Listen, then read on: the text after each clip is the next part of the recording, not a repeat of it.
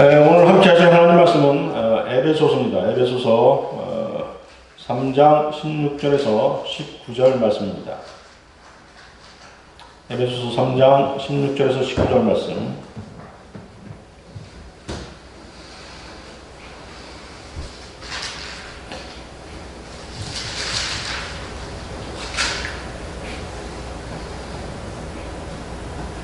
에베소서 3장 16절에서 19절 말씀 찾으셨으면 제가 받들어 읽겠습니다. 하나님께서 그의 영광의 풍요함을 따라 그의 성령을 통하여 너희 속사람 안에서 능력으로 너희를 강건하게 하시고 믿음으로 그리스도가 너희 마음속에 거하게 하시며 너희가 사랑 안에 뿌리를 내리고 털을 닦아 모든 성도들과 함께 그 너비와 길이와 깊이와 높이가 얼마인가를 깨달을 수 있게 해주시며 또 지식을 초월한 그리스도의 사랑을 알아 너희가 하나님의 모든 충만으로 가득 차기를 구하노라. 오늘 저는 그리스도인이 충만해야 할 것들이라는 주제로 여기 모이신 형제 자매님들과 하나님의 말씀을 나누고자 합니다. 본문은 바울 사도가 에베소 성도들을 위해 기도한 내용 중 일부입니다. 그는 네 가지를 기도하고 있습니다. 첫째, 성령께서 속사람 안에서 능력으로 강건케 해주시도록. 두 번째, 그리스도께서 믿음을 통하여 성도들 마음속에 거하시도록. 세 번째, 성도들이 그리스도의 사랑 안에 뿌리를 내리고 털을 닦도록. 네 번째, 모든 성도들과 함께 주님께서 창조하신 우주의 너비와 길이와 깊이와 높이가 얼마인가를 잘 깨달을 수 있게 해주시도록 기도하고 있는 것입니다. 자, 속사람은 거듭난 사람 안에 형성된 사람을 말합니다. 여러분들 중에 좀 예민한 사람들은 또 구원받은 지 오래된 사람들은 자기 안에 있는 속사람을 느낄 수 있습니다. 다 그런 건 아니고요. 예민하신 분들은 그렇습니다. 아시겠죠? 17절에서 그리스도가 너희 마음속에 거하게 하시며, 자, 이 말씀은 이미 거듭난 사람 안에 그리스도께서 영으로 거하신다는 뜻입니다. 여러분이 성령의 존재를 성령님께서 자신과 함께 하시고 있다는 사실을 느낄 수 있다면 그리스도께서 영으로 여러분 안에 거하시는 것입니다. 그리스도께서 여러분 안에 계신 것입니다. 자, 그 성령께서는 거듭난 사람의 전 인격을 지배하시는 분이십니다. 자, 이 말을 또 오해하면 안 되겠는데요. 여러분이 의지를 드렸을 때, 성령님께 자신의 의지를 드렸을 때 그렇게 하시는 것입니다. 자, 18절에 너비와 길이와 깊이와 높이에 대해서 일반 주석가들은 또 일반 성경 해석자들은 그것을 그리스도의 사랑, 하나님의 지혜 혹은 하나님께서 우리를 위해 행하신 일들이라고 해석합니다. 그것은 본문을 영적으로 또 은유적으로 해석한 것입니다. 실제적으로 그 너비와 길이와 깊이와 높이는 실제적인 우주의 규격을 말하는 것입니다. 여러분들은 이 문자적인 해석에 먼저 주목을 해야 되는 것입니다.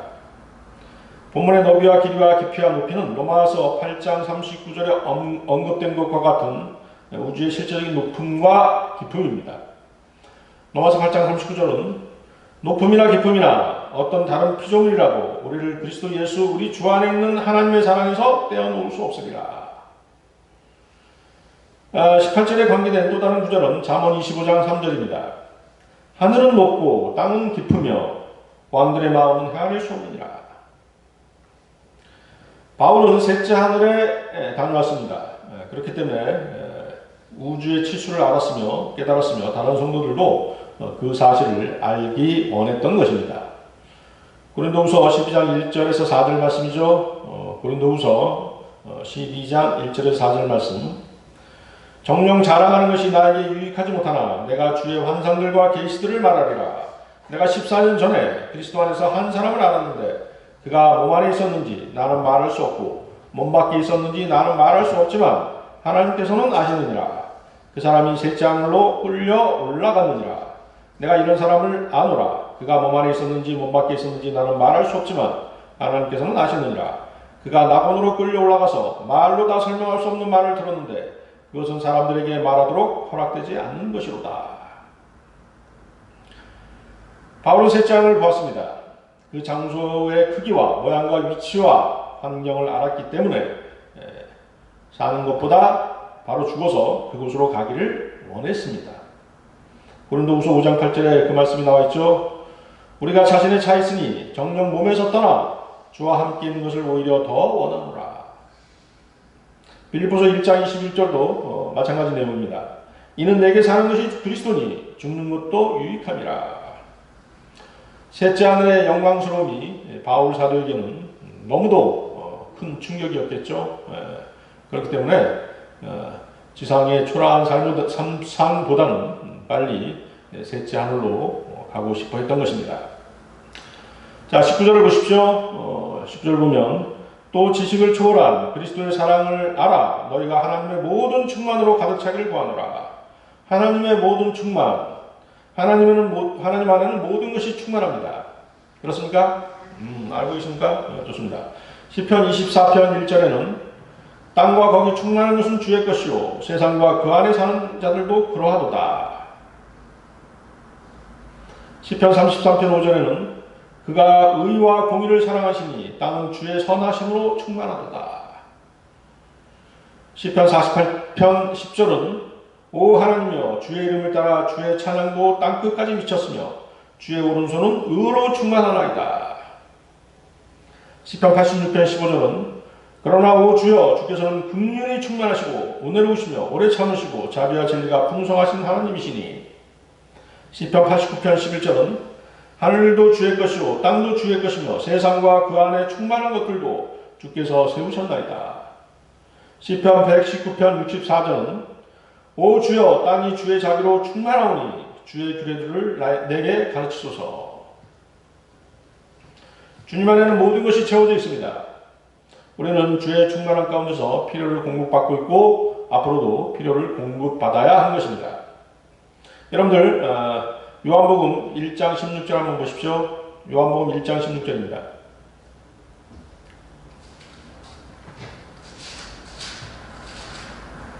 요한복음 1장 16절입니다.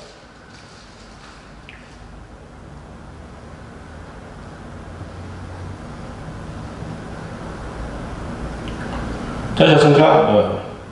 우리 모두가 그의 충만한 데서 받았으니 은혜 위에 은혜니라.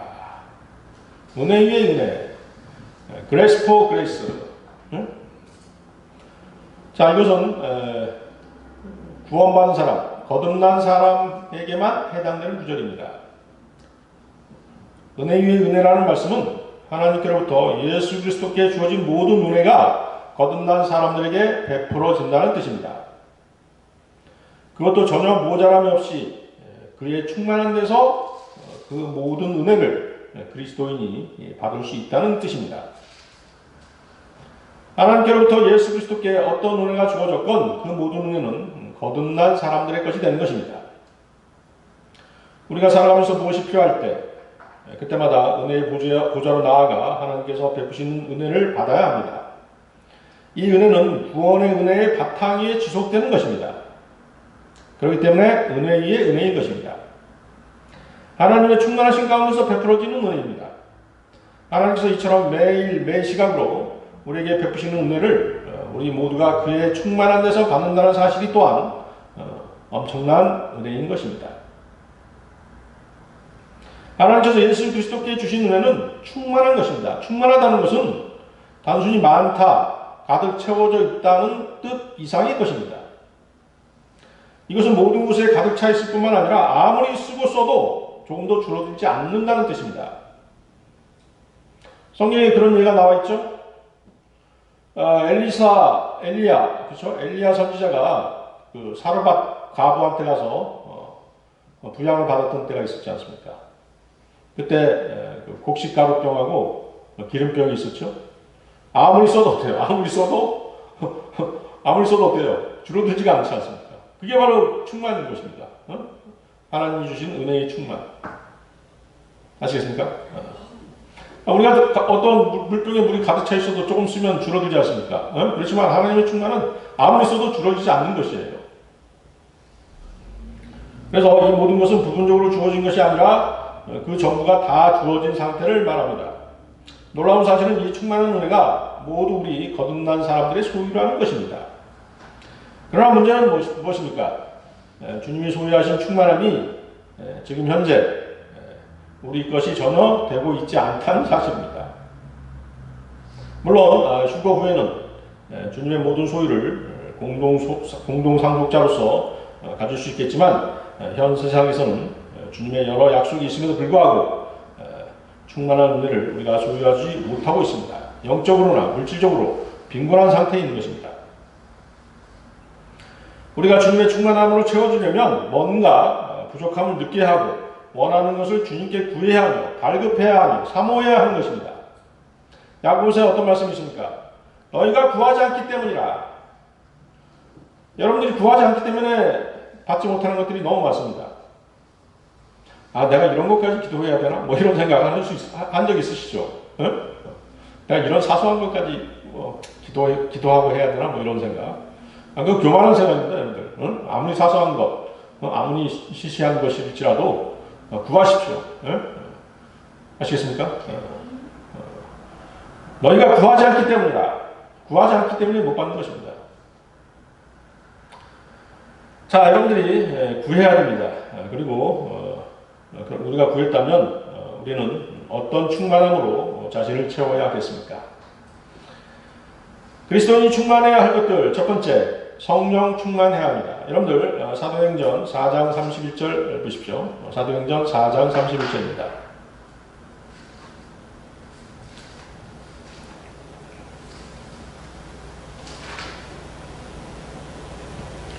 사도행전 4장 31절.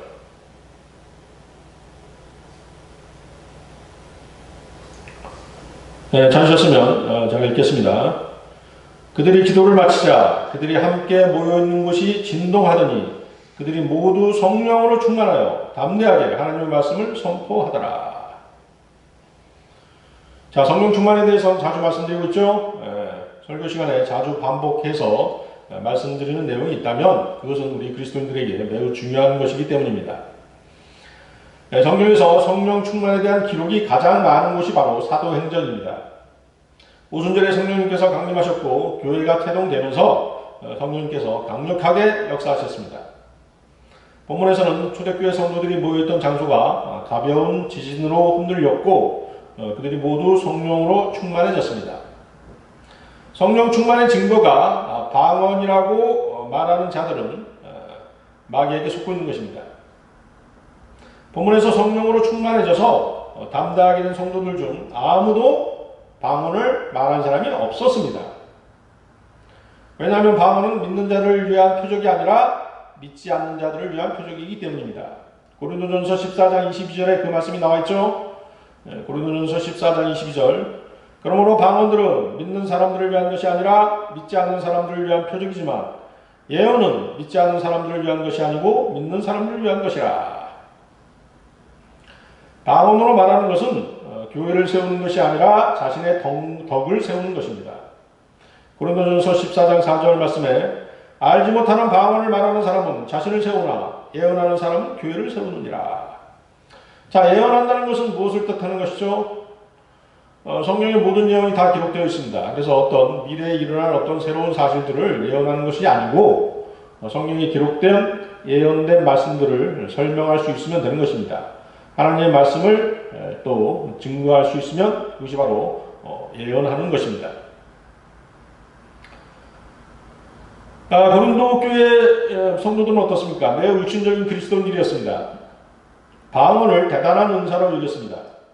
그러다 보니 그들은 자신들의 육신적인 모양을 쉽게 처리하지 못했습니다. 그들은 술 취함, 음행, 시기와 다툼, 지식으로 인한 교만으로 바울의 책망을 많이 받았습니다. 자, 성령 충만의 첫 번째 증거는 본문에서 보다시피 어떻습니까? 예수 그리스도를 공개적으로 담대하게 전하는 것입니다. 거기 말씀이 뭐라고 되어 있습니까? 그들이 성령으로 충만하여 담대하게 하나님의 말씀을 선포하니라. 초대교회 성도들은 기도하기 위해 함께 모였고 그들의 기도가 응답된 증거는 영적 담대함을 가지게 됨으로써 증명되었던 것입니다. 그 영적 담대함은 예수 그리스도를 증거하는 것입니다. 바울사도는 자신이 성령 충만의 담대함으로 복음을 증거하게 해달라는 기도 부탁을 한 것을 우리는 보게 됩니다. 에베소서 6장 19절 20절 말씀이죠. 에베소서 6장 19절 20절 말씀. 그리고 나를 위하여는 내게 말씀을 주시어 내 입을 열어 담대하게 복음의 신비를 알게 하도록 기도하라. 이를 위하여 내가 사슬에 묶인 대사가 된 것은 나로 하여금 마땅히 할 말을 담대히 하게 하려는 것이니라. 성령 충만은 하나님의 명령입니다. 에베소 5장 18절에 술 취하지 말라.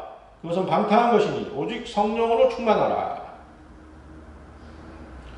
자, 우리가 구원받을 때 어떻습니까? 성령께서 우리 안에 오시고 또 성령님께서는 우리를 그리스도의 몸 안으로 집어넣어 주시죠?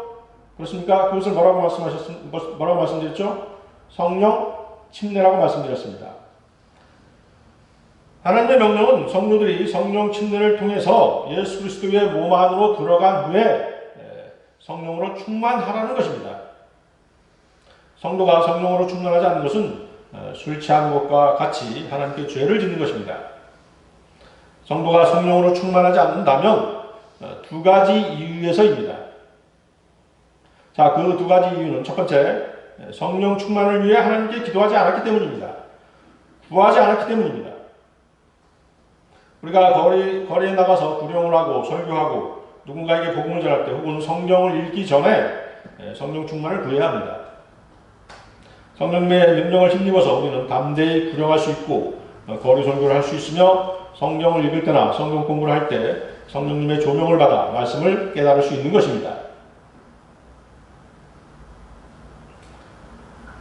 자, 두 번째, 성령 충만을 구했더라도 생활 가운데서 성령님께 순종하지 않기 때문에 성령 충만할 수 없습니다. 성령께서는 우리 안에 내주하시지만 우리의 태도에 따라 우리를 주관하지 않으실 수도 있습니다. 우리 성도들에게는 어떻습니까? 우리에게는 아직도 아담의 본성, 즉 하나님께 반역하려고 하는 의지와 옛 성품이 남아있기 때문입니다. 성도들은 기도할 수 있고 또 기도 안 할 수도 있고 불순종할 수도 있고 순종할 수도 있습니다. 말씀에 저항할 수도 있고 성령님을 슬프게 할 수도 있습니다. 매번 하는 얘기지만 하나님께서는 우리 인간들의 자유의지를 결코 무시하지 않으십니다. 성도들의 믿음의 가장 훌륭한 행위는 성도가 자신의 의지를 성령님께 내어드리는 것입니다. 아시겠습니까?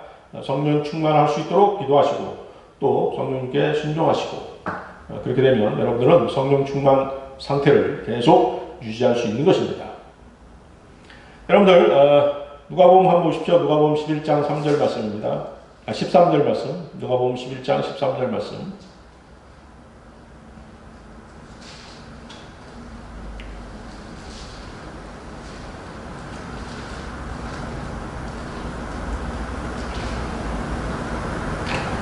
자, 누가복음 11장 13절 말씀.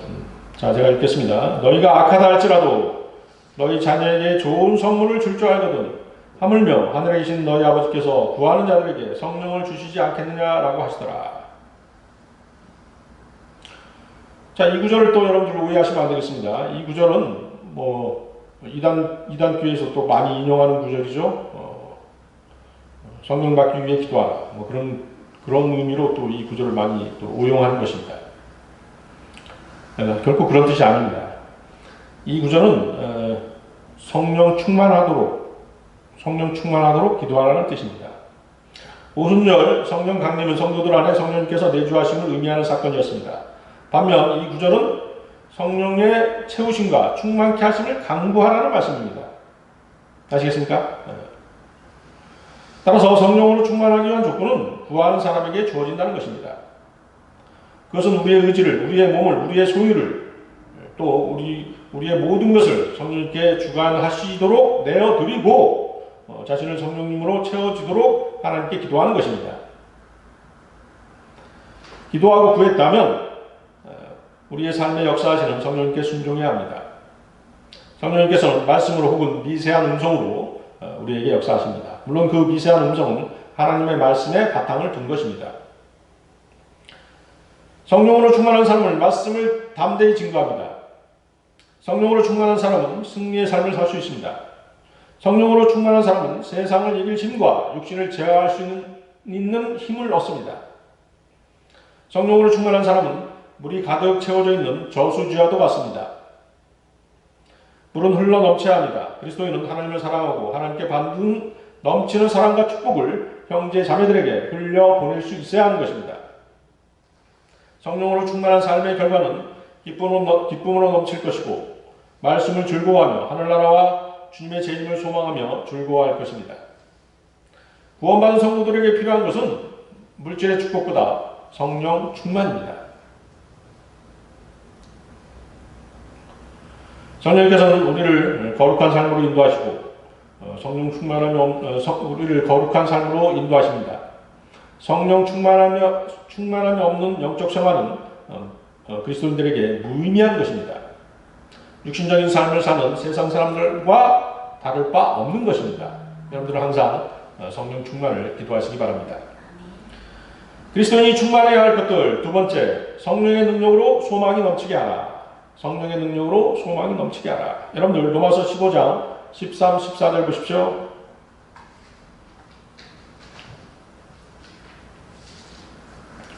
로마서 15장 13, 14절입니다.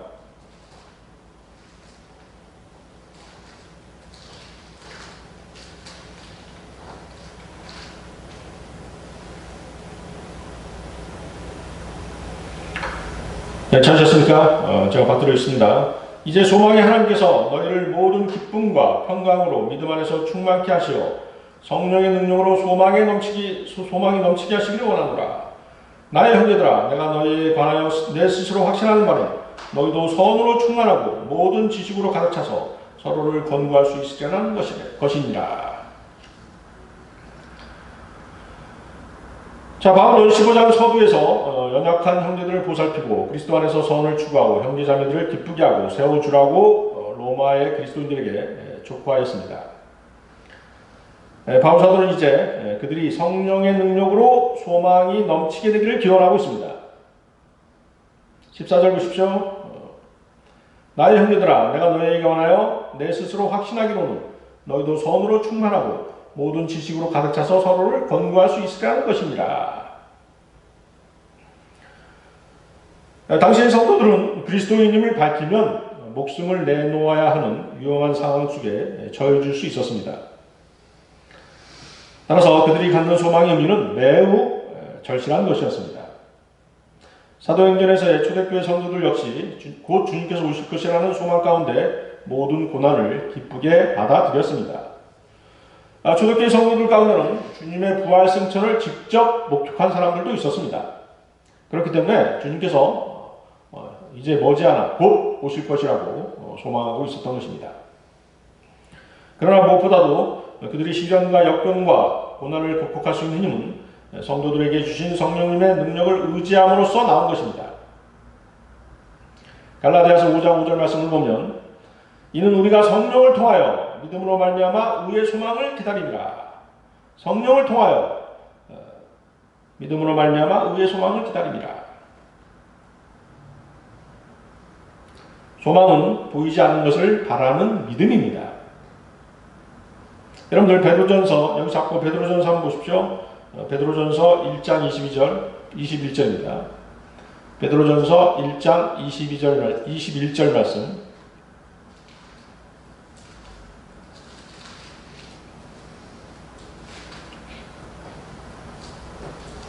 찾으셨습니까?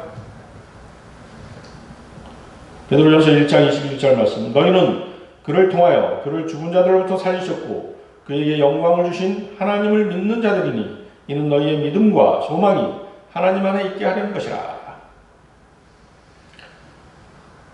예수 그리스도께서는 부활 승천하셨고 영광을 받으셨습니다. 우리는 조만간 주님의 재림 때 영광의 주님을 우리는 배울 것입니다. 베드로는 아직도 재림의 소망을 갖지 못한 성도들에게 믿음과 소망을 가지라고 촉구하고 있는 것입니다. 소망은 현재의 것들에 집착하는 것이 아닙니다. 앞으로 이루어질 영광스러운 일들에 대한 바람입니다. 그러기에 미래의 복된 소망이 현재 고난 가운데 있는 성도들에게 큰 위로가 될 뿐만 아니라 큰 능력을 주는 것입니다. 우리의 자금의 힘든 세월을 인내로 견디면서 소망을 지녀야 합니다. 그것은 현실 도피적인 소망이 되어서는 안 됩니다. 지금의 현실이 너무 각박하고 어렵고 힘들다 보니 주님이 어서 오셨으면 하는 그런 바람을 가질 수 있습니다. 어쩌면 당연한 바람입니다. 그러나 그 소망은 주어진 난관을, 주어진 어려움을 성령님의 도우심으로 인내할 수 있고 극복하는 가운데 갖는 소망이어야 한다는 것입니다. 세상 사람들은 이러한 소망이 없지 않습니까? OECD 국가 가운데 우리나라가 자살률이 어때요? 1위지 않습니까? 세상 사람들이 어때요? 소망이 없기 때문입니다. 목표가 없는 것이죠. 삶의 목적이 없는 것입니다. 그렇기 때문에 자살해버리는 것입니다. 그러나 우리 그리스도인들은 그렇지 않습니다. 주님의 다시 오심에 대한 소망이 있지 않습니까? 그분이 주시는 영광을 받을 소망이 있는 것입니다. 자, 여러분들 다시 로마서 15장 13, 14절 다시 보십시오. 바울은 15장에서 로마의 그리스도인 형제들이 서로를 세워주고 기쁘게 해주는 등 자신이 당부한 대로 잘 해나갈 것을 확신하고 있다고 말합니다. 또 바울은 하나님께서 그들로 하여금 그리스도 예수를 따라서 서로 같은 생각을 갖게 해주시기를 기원했고 한 생각과 한 입으로 하나님께 영광을 돌리며 서로를 받아들이라고 당부했습니다. 그런 그가 여기서는 로마의 그리스도인들이 이를 위해 선으로 충만하고 모든 지식으로 가득 차서 서로를 권고할 수 있으라는 것을 확신한다고 말하고 있습니다. 이러한 확신은 바울로 하여금 이들과 교제할 수 있는 기회를 갖기를 열망케 했습니다. 그들과 교제하고 싶어 했던 것입니다. 로마에 방문해서 이들을 만나보고 자신이 이들로부터 새 힘을 얻을 수 있기를 고대하고 있었던 것입니다. 로마서 15장 32절이 바로 그 말씀이죠. 또 내가 하나님의 뜻에 따라 기쁨으로 너희에게 나아가 너희와 더불어 새 힘을 얻도록 기도하라. 바울 사도가 새 힘을 얻는다는 것은 어떻게 하는 것입니까? 로마의 그리스도인들이 선으로 충만하고 모든 지식으로 가득 차서 서로를 권고할 수 있는 그 상태에 있었기 때문인 것입니다. 여러분들도 그러한 상태에 있습니까? 형제 자매들에게 선으로 충만하고 하나님에 대한 성경 말씀에 대한 모든 지식으로 가득 차서 서로를 권고할 수 있는 그런 상태가 되어야 하는 것입니다. 우리는 우리가 가진 것이 아닌 성령님께서 우리에게 가르쳐 주신 그리스도에 관한 충만한 지식으로 교제를 나눌 수 있는 것입니다. 누가 뭘 많이 알았다고 해서 일방적으로 가르치는 것은 교제라고 할 수 없습니다. 자기 자신이 뭘 깨달았다고 해서 그것은 자신이 깨달은 것이 결코 아닙니다. 성경 말씀은 자신의 힘으로 깨달을 수 있는 것이 결코 아니기 때문입니다. 성령님의 도우심이 없으면 깨달을 수 없는 것이 성경 말씀인 것입니다. 그래서 우리가 성경에서 무엇을 알았다고 해서 교만해질 이유가 전혀 없는 것입니다. 각자 처한 환경이 다르고 간증이 다르고 성령님께서 깨닫게 해주신 지식이 다르기 때문에 그것들을 내어놓고 교제 가운데서 서로 나눌 수 있어야 합니다. 따라서 우리는 서로에게 배우고 서로에게 복종하는 것입니다. 따라서 바울도 자신이 깨닫지 못한 어떤 것을 로마의 그리스도인 성도들에게서 알기를 원했던 것입니다. 그러한 열망이 있었던 것입니다. 자, 여러분들 로마서 8장 24, 25절 보십시오. 로마서 8장 24절, 25절.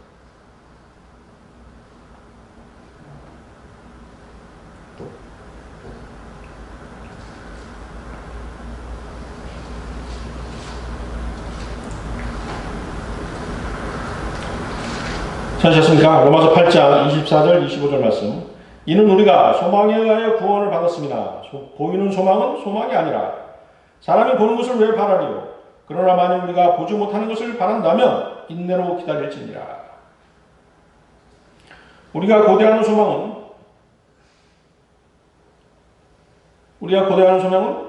혼의 구원이 아닌 몸의 구원입니다. 그렇습니까? 여러분들이 혼은 구원받았죠? 영은 거듭나셨죠? 예. 이제 남은 것이 무엇입니까? 몸의 구원인 것입니다. 그리스도인은 그래서 8장 24절 보십시오. 8장 24절에 뭐라고 말씀하십니까? 이는 우리가 소망에 의하여 구원을 받았음이나 보이는 소망은 소망이 아니라. 우리는 아직 몸의 구원이 이루어지지 않았지만 몸의 구원이 보장되어 있다는 것을 확신하고 있습니다. 그렇습니까? 주님께서 재림하실 때 우리 몸은 변화하게 된다고 성경은 밝히 말씀하고 계십니다. 우리는 그것을 소망하고 있기에 몸의 구원은 이미 받아 놓은 것입니다. 그 사실이 하루빨리 이루어지기를 소망하고 있는 것입니다. 보이는 소망은 소망이 아니라 사람이 보는 것을 왜 바라리요? 자신이 그리스도인이라면 자신의 혼은 이미 구원받았다는 사실을 압니다.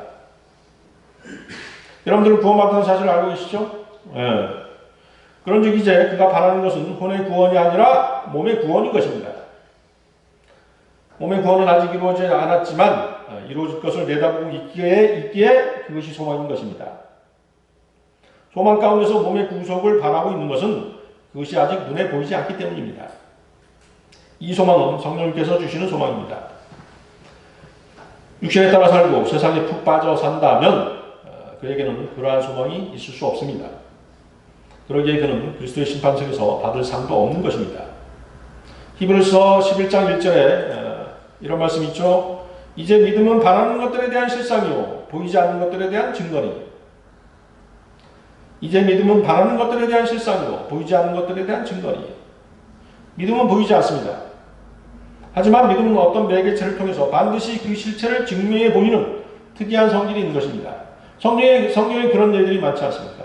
여러분들도 그런 것을 경험했을 것입니다.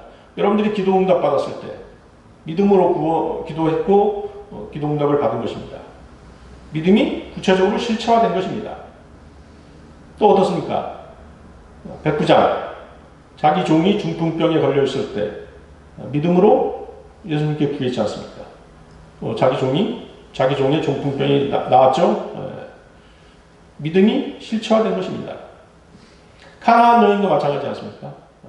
자기 딸이 마귀 들렸었는데 믿음으로 또 치유를 받지 않습니까? 우리는 주님의 실제를 보지 못하지만 그분을 사랑하고 그분이 다시 오시기를 소망합니다. 우리는 믿음으로 구원을 받았습니다. 그리고 그 실체 없는 믿음을 확신을 가지고 간증할 수 있고 그 믿음을 바탕으로 주님께 경배하고 동일한 핏분을 받은 형제자매들과 교제하는 것입니다. 그리고 복음을 전할 수 있는 것입니다. 그래서 우리의 믿음이란 비록 보이지 않지만 손으로 만질 수 있을 만큼 확실한 것입니다. 자, 우리가 믿든지 안 믿든지 하나님의 말씀은 그 자체가 사실이지만 우리가 믿을 때 그 사실은 우리에게 확증된다는 것입니다. 그렇게 믿음은 바라는 것들에 대한 실상이고 또 보이지 않는 것들에 대한 증거인 것입니다. 따라서 우리는 진실한 믿음을 통해 어려움과 고통과 시련 속에서도 성령님을 통해 주시는 하나님의 말씀으로 위로를 받고 기쁨을 맛보고 우리를 끝까지 돌보시는 하나님의 다스리는 손길을 느끼며 소망 가운데 살아가는 것입니다. 그리스도인이 충만해야 할 것들, 세 번째는 주님의 몸된 교회에 대한 헌신입니다. 주님의 몸된 교회에 대한 헌신. 여러분들 골로새서 1장 24절 보십시오. 골로새서 1장 24절입니다.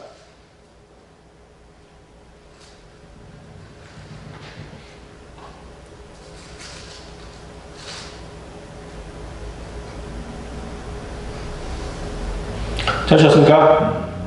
이제 내가 너희를 위하여 받는 나의 고난을 기뻐하고 또 그리스도가 고통받으신 이후에 있는 것을 그의 몸인 교회를 위하여 내 육신에 채우노라.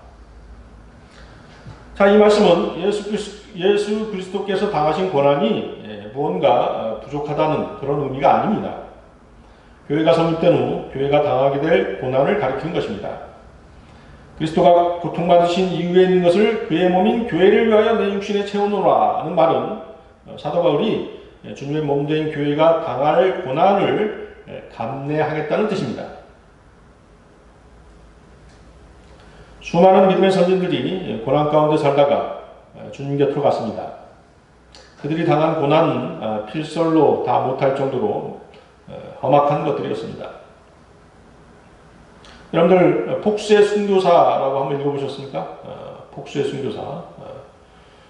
그러면 이제 믿음의 우리 선진들, 선배들이 어떠한 고난을 당했는지 그 책을 통하면 아주 생생하게 여러분들 알 수가 있습니다. 한번 시간이 되시면 한번 읽어보시기 바랍니다. 여러 순교사에 관한 여러 책들이 나와 있지만 폭수의 순교사가 가장 정확합니다. 자, 여러분들 히브리서 보십시오. 히브리서 11장 36절 38절 말씀. 자, 여기 잡고 히브리서 11장 36절 38절 말씀.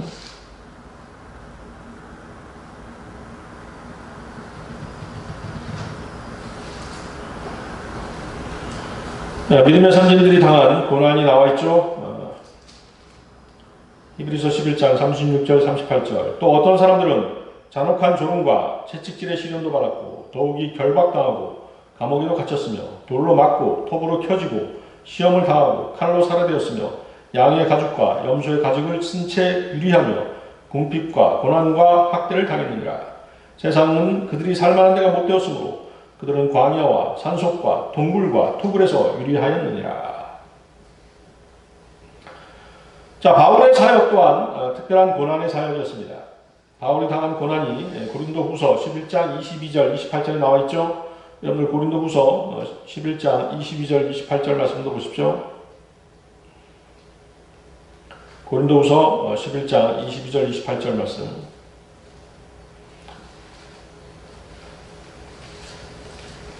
저는 이 구절을 읽을 때마다 위로를 많이 받습니다.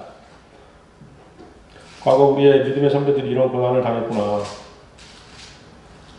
그거에 비한다면 우리는 얼마나 안일하고 나태하게 신앙생활을 하고 있는지 반성할 때가 많습니다. 찾으셨습니까? 고린도후서 11장 22절 28절 말씀. 그들이 히브리인이냐? 나도 그러하다. 그들이 이스라엘인이냐? 나도 그러하다. 그들이 아브라함의 자손이냐? 나도 그러하다. 그들이 그리스도의 종이냐? 내가 어리석은 자같이 말하지만 나는 더욱 그러하다.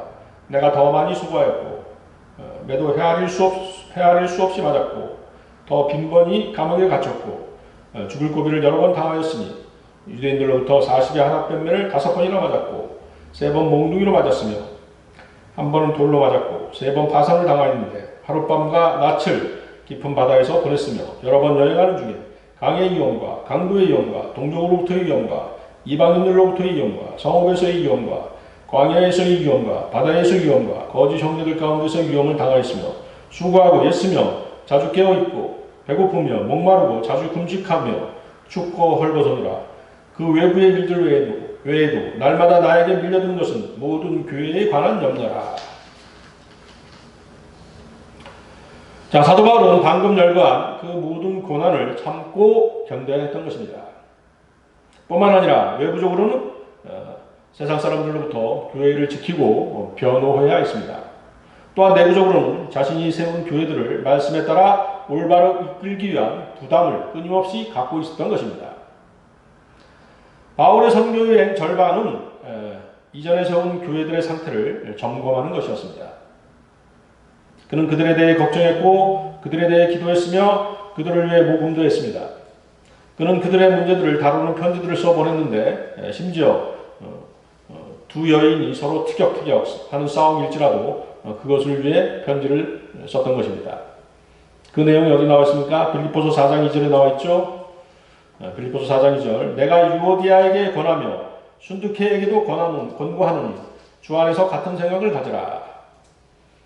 어떤 다툼이 있었던 것입니다. 그런 사소한 다툼마저도 바울의 마음을 아프게 했고 또 신경 쓰이게 했던 것입니다. 바울은 또 세심하게 그런 문제까지도 정확하게 짚어주었던 것입니다. 자금의 교회들은 감옥에 들어가지도 않았고 돌에 맞지도 않으며 채찍에 맞지도 않았고 은혜에 의한 구원을 전파한다고 고난당하지도 않습니다. 또한 그들은 거리에 나와 구령하고 설교조차도 하지 않습니다. 그렇기 때문에 욕먹을 일이 전혀 없는 것입니다. 고난은 더더욱 당하지 않는 것입니다. 그들은 고난과는 아예 담을 치고 살아가고 있는 것입니다. 바울은 그의 사역이 그리스도의 사역의 연장임을 증명하기 위해 고난을 받았습니다. 그리스도께서는 율법의 의를 이루기 위해서 이스라엘에 오시고 이스라엘을 위한 일꾼이 되셨습니다. 그렇습니까? 예수님께서는 이스라엘에 오셨습니다. 왜? 율법의 의를 이루기 위해서. 여러분들 로마서 15장 8절 보십시오. 로마서 15장 8절.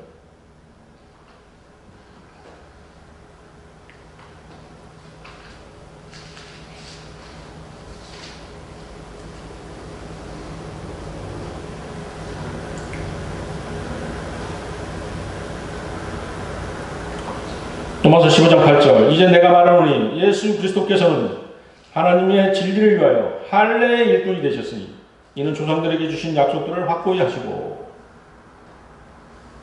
물론 예수님께서는 우리 온 인류의 구원자이시지만 1차적으로는 할례의 일꾼, 즉 유대인들을 위해서 이 땅에 오셨던 것입니다. 유대인들의 일꾼으로 오셨던 것입니다. 반면에 바울은 이방인들을 향한 일꾼이었습니다. 여러분들 골로새서 1장 23절입니다. 골로새서 1장 23절.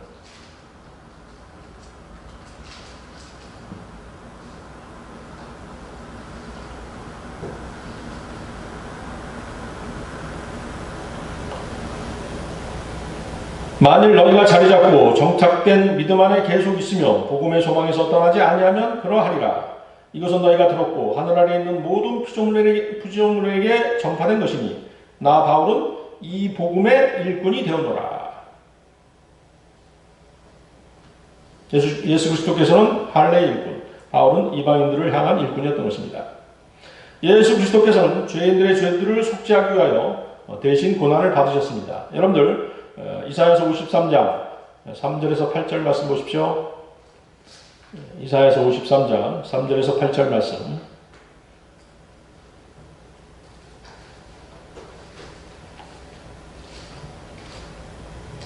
항상 우리에게 감동을 주는 구절이죠. 이사야서 53장 3절에서 8절 말씀.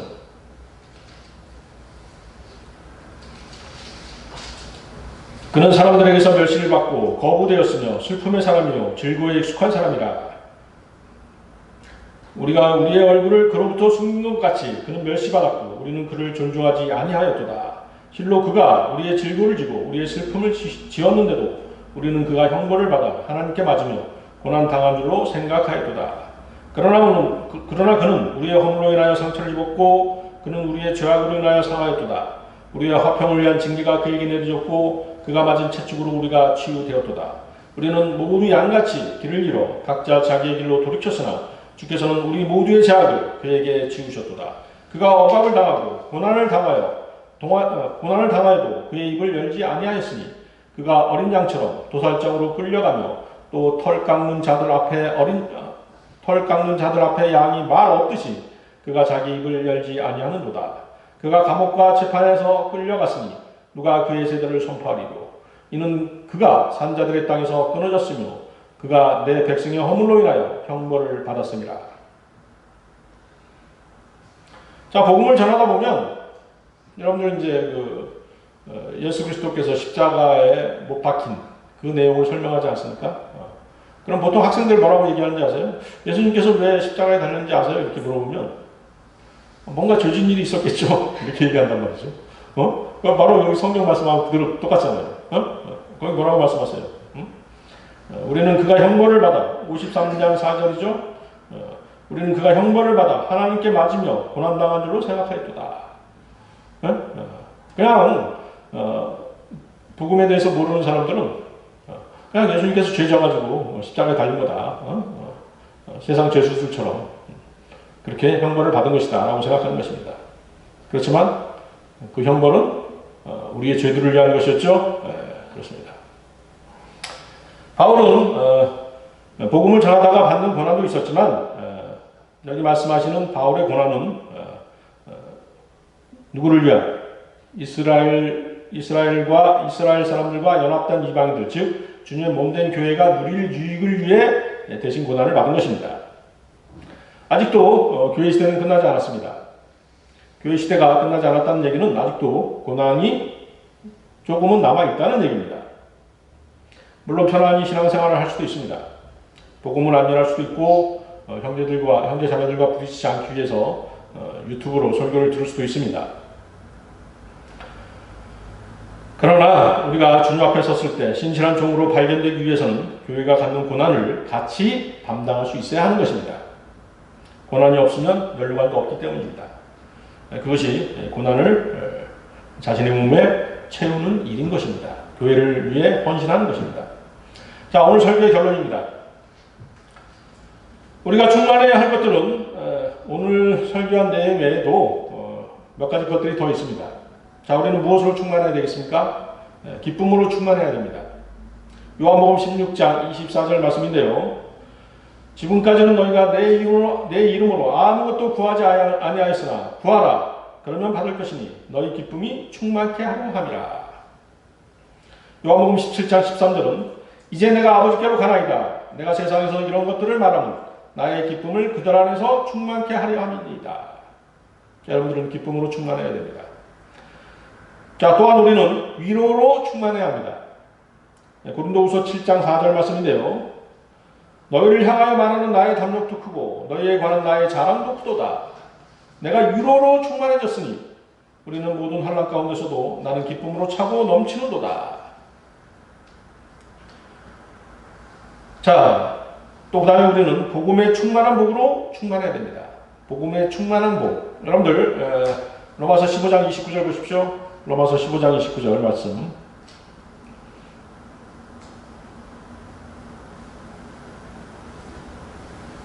거기 나오죠? 로마서 15장 29절 말씀. 내가 너희에게 갈 때 그리스도의 복음의 충만한 복으로 갈 것을 확신하노라. 복음의 충만한 복. 자, 이것은 바울이 로마에 가고자 했던 목적이기도 했습니다. 로마의 형제자매들을 만나 구제하고 격려하는 가운데 복음 전파 사역을 더욱 활성화시키고자 하는 뜻이 있었던 것입니다. 자, 우리는 복음을 전함으로써 자신을 바로 세울 수 있고 항상 깨어있는 삶을 살 수 있으며 복음을 전함으로써 주님의 축복을 받을 수 있는 것입니다. 하나님께서는 거리에서 설교하고 또 구령하고 또 복음을 전하는 사람들을 항상 위로해 주시면서 또 복을 함께 주시는 것입니다. 자, 마지막으로 우리는 형제 자매들의 부족한 부분을 채워줄 수 있어야 합니다. 이것은 우리가 충만함과는 거리가 있어 보이는 것 같지만 결코 그렇지 않습니다. 우리가 조금이라도 채워져 있다면 그것은 주님이 채워주신 것입니다. 물이 계속 한 곳에 고여 있으면 썩을 수밖에 없습니다. 물은 흘러야 합니다. 사랑 역시 흘러야 하는 것입니다. 우리가 주님께로부터 온 사랑을 흘려보낼 수 있어야 됩니다. 누구에게 흘려보내야 되는 것입니까? 형제 자매들에게 흘려보내야 되는 것입니다. 따라서 우리는 우리의 풍족한 것으로 지체들의 부족한 부분을 채워줄 수 있어야 하는 것입니다. 자, 마지막으로 여러분들 고린도후서 8장 12, 15절 보시겠습니다. 고린도후서 8장 12절에서 15절 말씀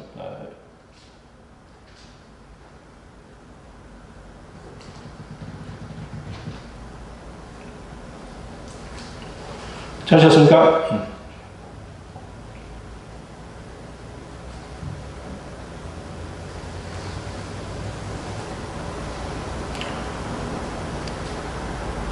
먼저 할 마음만 있다면 사람이 가진 대로 받으실 것이며 없는 것을 받지는 아니하시리라. 이는 다른 사람들은 평안하게 하고 너희에게는 짐을 지우려 하는 것이 아니라 균등하게 하려는 것이니 지금은 너희의 풍족함으로 그들의 부족함을 보충함으로써 후에 그들의 풍족함으로 너희의 부족함을 보충하여 균등함이 있게 하려는 것이니 기록된 바 많이 거둔 자도 남는 것이 없고 적게 거둔 자도 부족함이 없었도다 함과 같으니라. 네, 다 같이 기도하시겠습니다. 예수 그리스도의 보혈로 우리를 구원해 주시고 자녀 삼아 주셨으며 그것만의 권세로부터 사랑하는 아들의 나라로 옮겨주신 주 하나님 아버지께 이 시간 감사와 찬양과 모든 영광을 돌려드립니다. 오늘 저희들 우리가 충만해야 할 것들에 대해서 성경 말씀을 나눴습니다. 저희가 주님의 위대하신 이름과 보혈의 능력에 힘입어서 성령 충만을 구했을 때 주님께서는 항상 저희를 충만케 해주시고 계십니다.